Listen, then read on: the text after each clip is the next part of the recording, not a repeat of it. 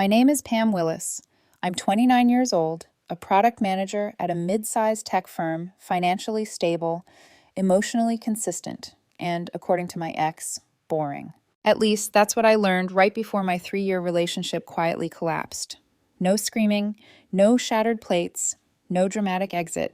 Just absence, just disrespect, just a truth that arrived long after it should have. 3 years of my life disappeared, not because I didn't love enough, but because I loved someone who mistook stability for something disposable. I own my apartment downtown. Nothing extravagant. 1 bedroom, clean lines, good light in the mornings. I bought it 2 years before I met Ethan Cole, who was 27 when we started dating. Ethan had the kind of charisma that filled rooms. Easy smile, fast talker, the type of man people gravitated toward without trying. We met through mutual friends at a rooftop birthday party. I remember him leaning against the railing, drink in hand, holding court with a story that had everyone laughing.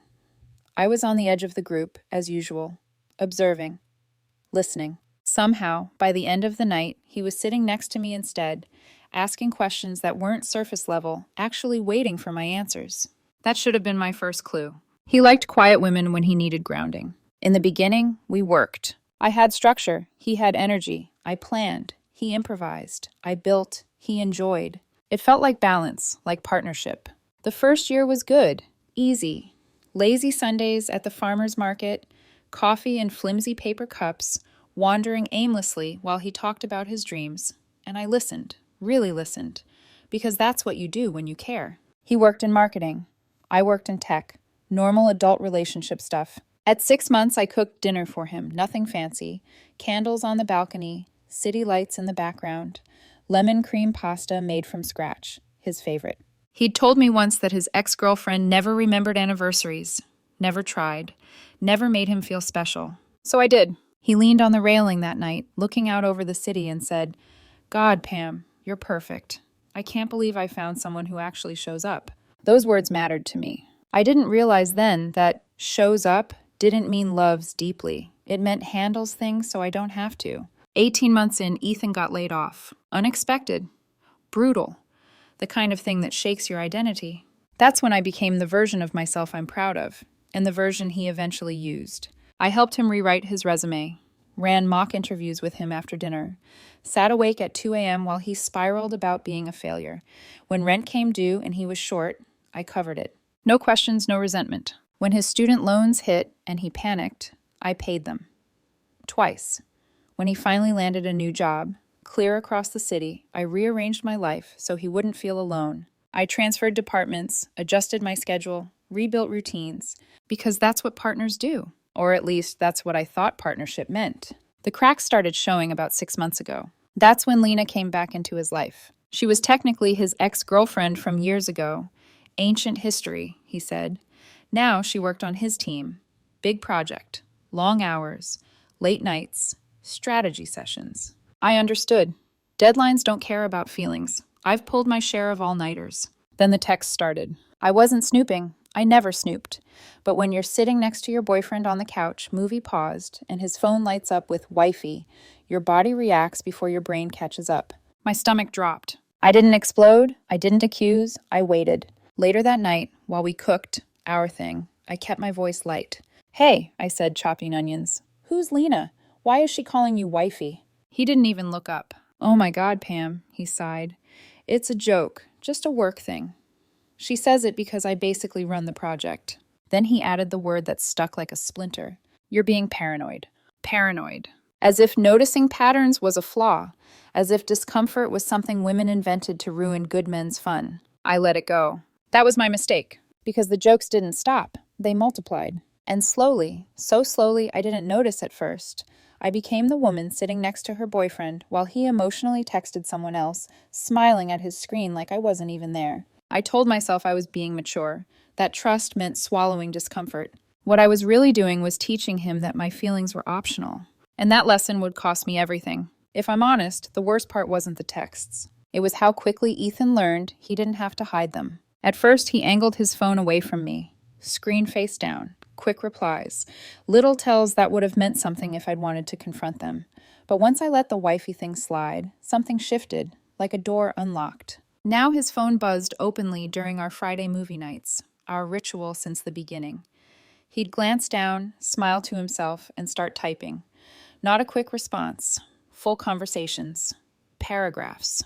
I'd pause the movie, waiting for him to notice. He never did. After a while, I stopped pausing. I started feeling like background noise in my own relationship, like my role was to occupy the couch, split the rent, and make sure the lights stayed on, while his real emotional energy went somewhere else.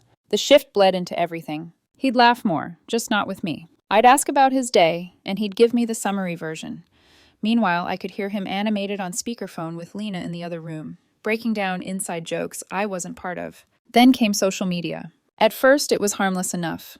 Group photos at work events, team lunches, happy hours, corporate retreats. But the captions, those were deliberate. Work wifey duties with my favorite person. Team goals. Couldn't survive this project without her. People commented things like, "You two are basically married," or "When's the wedding?" And Ethan liked every single one. He never corrected them. Never said, "Actually, I have a girlfriend." I didn't exist in his public life anymore. When I finally brought it up, carefully, he sighed like I was exhausting. "Pam, it's just social media. It doesn't mean anything." Then, without missing a beat, he turned it on me. "You're always so private. If you posted us more, people would know." Classic deflection. Somehow, his emotional affair became my failure to brand our relationship online. Around the same time, the comparisons started. They were small at first, almost casual. "Lena surprised the team with concert tickets last week. That's such good energy." "Lena knows all the new places downtown. She's spontaneous." "Don't you ever get tired of routines?" Each comment felt like a paper cut, individually manageable, collectively brutal. The irony was suffocating. I was paying for everything. Rent, utilities, groceries, his car insurance when he was tight that month, the laptop he used at work, mine. The emergency fund he claimed he was rebuilding, funded by me. I supported him through unemployment, anxiety, identity crises. I held him together when his life fell apart. But somehow, Lena, with her concert tickets and lunch reservations, was the exciting one. One night I came home with sunflowers. No reason, just because. He looked at them, then hesitated. "What's wrong?" I asked. "They're nice," he said slowly. "But Lena brought the team roses last week for hitting a milestone." Roses. I'd bought sunflowers because once, early on, he told me they were his favorite. Apparently, Lena's rose budget had reset the standard. Another night, we were cooking. One of the few things we still did together. I was making my stir-fry, the one he used to rave about. He scrolled on his phone, barely listening. "Lena made reservations for this new fusion place for the team tomorrow," he said. "Chef trained in Tokyo." "That's cool," I replied, focused on not burning the vegetables. "Don't you ever want to try new things? Be spontaneous?" "We went to that Thai place last month."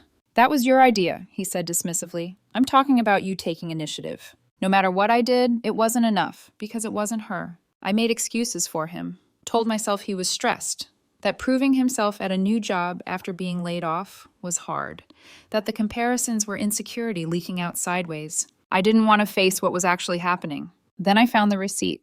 It slipped out of his wallet when I went to move his jacket off the counter. Fancy steakhouse downtown. The one we'd talked about for our anniversary but decided against because we were saving. Dinner for two. 2 steaks, 2 desserts, drinks. $189. The date was a Thursday night. The same Thursday he told me he was working late. I didn't confront him. I folded the receipt and tucked it into my bag like evidence. Not because I wanted a fight, but because something in me needed confirmation that I wasn't imagining things. Confirmation came quickly. "Oh, I saw Ethan at that wine bar last week," a mutual friend mentioned casually. "He was with a woman. Looked intense." Another time. "Ran into your boyfriend at the art district Friday night. Didn't know you guys were into that scene." I wasn't with him any of those nights. He always had a professional explanation. Networking, team bonding, industry contacts. I stayed loyal, kept showing up, kept paying, kept being safe. Until the night I overheard the truth. Our apartment has thin walls. I was working late at my desk when I heard his voice in the bedroom, phone on speaker. "Pam's great," he said. "She's stable, reliable, covers everything." Pause. "But Lena just gets me." The wifey thing started as a joke, but it feels real now, exciting. Another pause.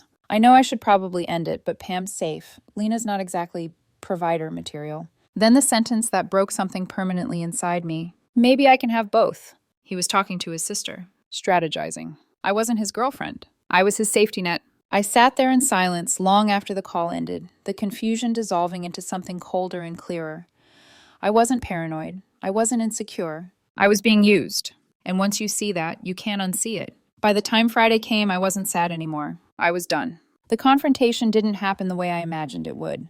There was no screaming match, no tears on the kitchen floor, no dramatic accusations fired back and forth like weapons. It happened on a random Friday evening, which somehow made it worse. I'd just gotten home from work, mentally exhausted, looking forward to the familiar comfort of takeout and a mindless show. Something normal. Something that didn't require emotional effort. Ethan was already there. He wasn't sitting, he was pacing, phone in hand, jaw tight. That look people get when they've rehearsed a speech and are finally ready to deliver it. "We need to talk, Pam." That sentence lands differently when you already know the truth. I set my bag down slowly. "Okay." He crossed his arms, shifting his weight like I was the one on trial. "I've been thinking a lot about us," he began. "About this relationship." I waited. "It's not working for me anymore." "What isn't?" I asked, even though I knew. "This." He gestured vaguely between us. "You're stable. You're reliable. You show up. You do everything right." The way he said it made my jaw tighten. But I need more than that," he said. "I need passion, excitement, someone who makes me feel alive." There it was. "And Lena does that?" I asked quietly. His eyes widened for half a second, surprised I'd said her name out loud. Then he recovered. "Don't play dumb. You've seen the texts. Yeah, we got close. Really close. We've been seeing each other for a couple of months now." A couple of months. While I paid the rent, while I reassured him, while I believed him. "So you cheated on me," I said. He scoffed. "Why do you have to make it sound so dramatic? The spark died a while ago. You became predictable." "Predictable. Lena challenges me," he continued. "She's spontaneous. She doesn't just play it safe." Every word felt rehearsed, like he'd been practicing justifying himself long before he said anything to me. I didn't yell. I didn't cry. I asked the question that mattered. "So what happens now?" He exhaled like he'd been waiting for that. "Well, I was thinking you could sleep on the couch for a bit." I stared at him. "Just until things settle," he added quickly. "Lena's coming over in a couple of days so we can clear the air. Make this whole transition less awkward." The audacity hit me so hard it almost knocked the air out of my lungs. "You want me to sit here," I said slowly, "while you bring the woman you cheated on me with into my home?" He laughed, actually laughed. "See? This is exactly why we're not working. You're so uptight. It's not cheating if the relationship was already dead." "Dead. Grow up, Pam," he said. "Life's too short to waste on mediocrity." That was the word. Mediocrity. The life I built. The safety he leaned on. The stability he used as a backup plan. I nodded. "Okay," I said. That surprised him. He blinked. "Okay? If that's how you feel." Relief flashed across his face. He grabbed his jacket. "I'm staying at my sister's tonight. We'll talk more when I get back. Maybe someday we can all sit down like adults and figure out logistics." He left without looking back. The door clicked shut and the apartment fell silent. Our apartment, though it had only ever been mine on paper. I stood there for a moment, then something shifted. The sadness didn't come. Clarity did. He wanted excitement. He wanted chaos. He wanted to keep me in the background while he upgraded his life. But he didn't get to do it in my space. Not on my dime. Not with me as his safety net. I looked around the apartment.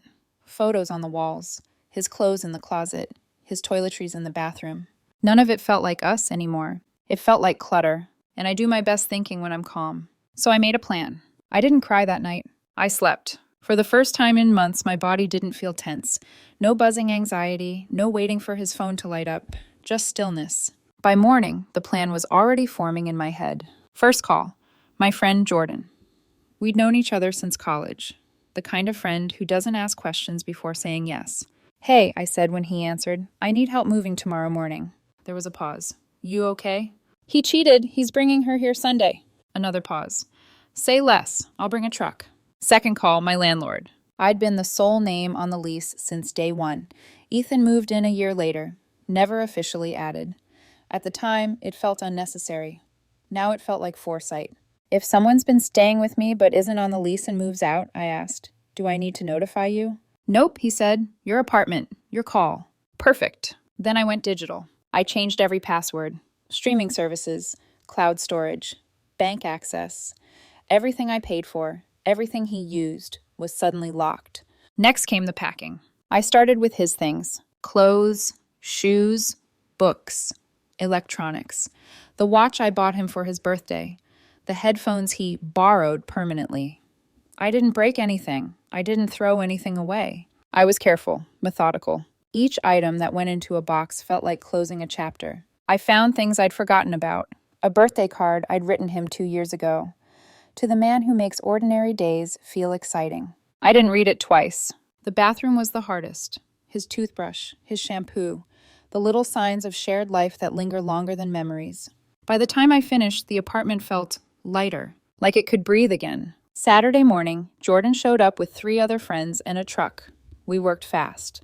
4 hours later, everything was gone. I rented a storage unit across town. First month prepaid. Consider it my parting gift. By noon, the apartment looked like Ethan had never lived there. I rearranged furniture, took down photos, reclaimed my space. Jordan leaned against the counter when we were done. You good? Getting there, I said. Sunday afternoon, my phone started vibrating. Ethan, I'm here with Lena. Where are you? Your car isn't here. Pam, this isn't funny. I didn't answer. On the 5th call, I picked up. What's wrong? I asked calmly. Where are you? His voice was sharp. We're at the apartment. Lena took time out of her day to come here. I'm not there. What? I'm at a friend's place. We agreed to talk today. I smiled to myself. You wanted Lena. You got her. But you don't get to parade her through my apartment. Your apartment? He snapped. I live there too. No, I said. You were staying there. Silence. Your things are in storage, I continued. I'll text you the address and access code. First month's paid. After that, it's on you. You can't do this, he said. That's illegal. You ended the relationship, I replied. I'm respecting that. He started yelling. Accusations. Vindictive, heartless. I hung up. Texted him the storage unit details. Blocked his number. That night, I sat alone on my couch in my apartment and felt something I hadn't felt in a long time. Peace. The first thing that surprised me after Ethan left wasn't the loneliness. It was the quiet. No phone buzzing every 5 minutes. No emotional whiplash. No need to constantly prove I was enough. I threw myself into work. Volunteered for projects I would have avoided before. Stayed late. Focused. My manager noticed. You're different lately, Pam, she said during a check-in. In a good way. I started going to the gym before work. Not out of revenge. Out of release. Heavy weights. Long runs. Sweat that burned the resentment out of my body. 6 weeks in, I felt stronger. Not just physically. Mentally. 2 months later, word filtered back through mutual friends. Things between Ethan and Lena weren't going well. Turns out the spontaneity came with credit card debt. The thrill came with volatility. The woman who challenged him also fought with him. Loudly. Publicly. I didn't respond when people told me. Then the messages started. Unknown numbers. Apologies. Regret. I made a mistake. You were the best thing in my life. Can we just talk? I blocked every single one. 4 months after the breakup, he showed up at my office lobby. Security handled it. That was the moment I knew he hadn't changed. He just needed a safety net again. 8 months later, I went to Mike's wedding. I almost didn't go. Old circles. Shared history. But I was done hiding. I didn't go alone. I went with Daniel. We met at a conference. No games, no comparisons. Just mutual respect and calm certainty. We'd been dating for 2 months when I asked him to come with me. At the reception, I saw Ethan across the room. He looked smaller, thinner, tired. When Daniel stepped away, Ethan approached. Pam, he said softly, you look good. I am, I replied. He swallowed. I've been working on myself. I'm glad. You were always the one, he said. I just didn't see it. I looked at him, really looked at him, and felt nothing. You did see it, I said. You just thought it would always be there. Daniel returned then, sliding his hand into mine. Ethan watched us walk away, and that was the last time I looked back.